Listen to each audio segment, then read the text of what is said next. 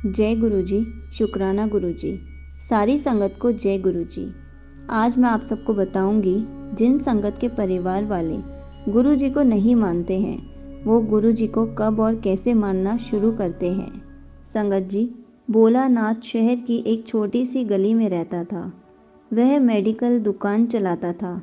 सारी दवाइयों की उसे अच्छी जानकारी थी।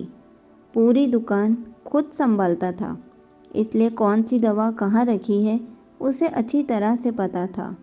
वो पूरी ईमानदारी से अपना काम करता था। ग्राहकों को सही दवा सही दाम पर देता था।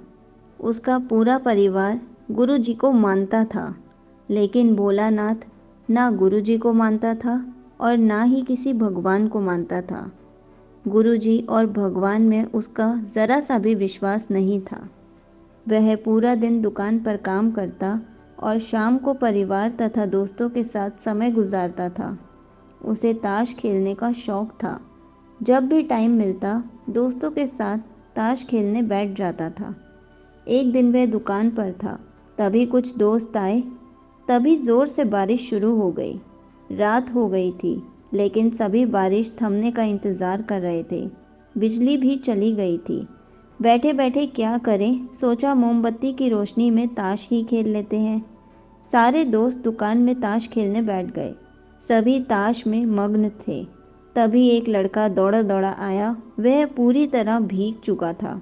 उसने जेब से दवा की एक पर्ची निकाली और भोलानाथ से दवा मांगी। भोलानाथ खेल में मगन था। उसने पहली बार में तो ध्यान ही नहीं दिया। तभी लड़के ने ज़ोर से आवाज़ देते हुए कहा, मेरी माँ बहुत बीमार है। सारी दवा की दुकानें बंद हो गई हैं। एक आपकी दुकान ही खुली है। आप दवा देंगे तो मेरी माँ ठीक हो जाएगी। भोलानाथ आधे अधूरे मन से उठा, पर्ची देखी और अंदाजे से दवा की एक शीशी उठाकर उसे दे दी। पैसे काट कर लड़के को लौटा दिए। लड़का भागते हुए चला गया। तभी बारिश थम गई। भोलानाथ के दोस्त चले गए और भोलानाथ भी दुकान बंद करने लगा। तभी उसे ध्यान आया कि रोशनी कम होने के कारण उसने गलती से लड़के को चूहे मारने वाली दवा की शीशी दे दी है। भोलानाथ के हाथ पांव फूल गए। उसका दिल जोर जोर से धड़कने लगा। उसकी 10 साल की नेकी पर मानो जैसे ग्रहण लग गया था। उस लड़के के बारे में वह सोच सोच कर तड़पने लगा। सोचा, यदि दवाई उसने अपनी बीमार माँ को दे दी तो वह अवश्य मर जाएगी। लड़का भी बहुत छोटा होने के कारण उस दवाई को तो पढ़ना भी नहीं जानता होगा। एक पल वह अपनी इस भूल को कोसने लगा और ताश खेलने की अपनी आदत को छोड़ने का निश्चय कर लिया। पर यह बात तो बात की है, अब क्या किया जाए। उस लड़के के पता का ठिकाना भी नहीं था। कैसे उस बीमार माँ को बचाया जाए। सच कितना विश्वास था उस लड़के की आंखों में। भोलानाथ को कुछ सूझ ही नहीं रहा था। घर जाने की उसकी इच्छा अब ठंडी पड़ गई थी। दुविधा और बेचैनी उसे घेरे हुए थी। घबराहट में वह इधर उधर देखने लगा। पहली बार उसकी नज़र दीवार के उस कोने में पड़ी जहां उसके पिताजी ने जिद करके गुरुजी की तस्वीर दुकान के उद्घाटन के वक्त लगवाई थी। तब पिता ने कहा था, गुरुजी की भक्ति में बड़ी शक्ति होती है। वह हर जगह व्यापक है और हमें सदैव अच्छे कार्य करने की प्रेरणा देते हैं। भोलानाथ को यह सारी बात याद आने लगी। आज उसने इस अद्भुत शक्ति को आजमाना चाहा।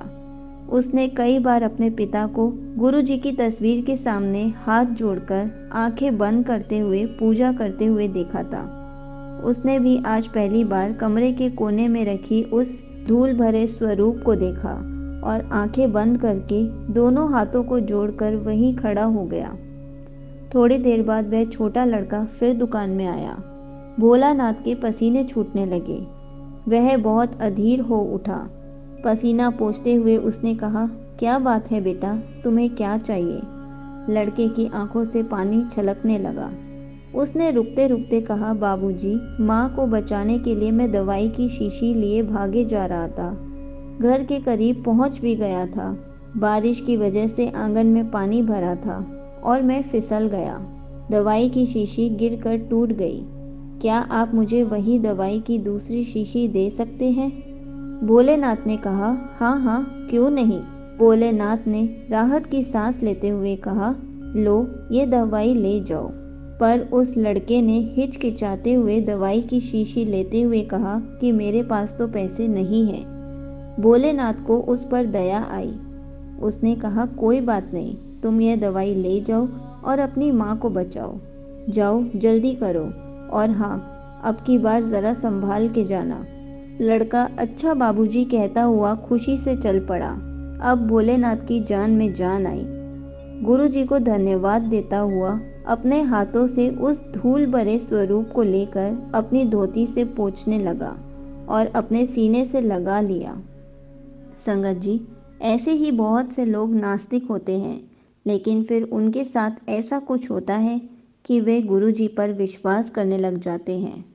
संगत जी, अगर आपकी फैमिली में भी कोई ऐसा सदस्य है जो गुरुजी पर विश्वास नहीं करता, तो आप उनको फोर्स मत करिए गुरुजी से जुड़ने के लिए। गुरुजी उन्हें सही समय आने पर अपने से खुद जोड़ लेंगे। अगर आपको गुरुजी से रिलेटेड कुछ भी पूछना है तो आप कमेंट्स में पूछ सकते हैं। मैं उसका आंसर कमेंट में रिप्लाई करके या फिर वीडियो बनाकर ज़रूर दूंगी। जय गुरुजी, शुक्राना गुरुजी।